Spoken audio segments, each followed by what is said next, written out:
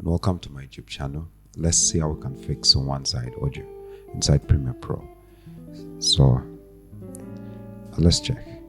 Yeah, as you can see, it is playing on only the left side, on one side.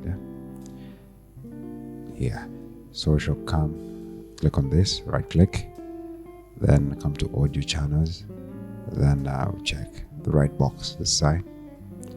Yeah, then we click OK. Then as you can see now, it is playing on the left and on the right.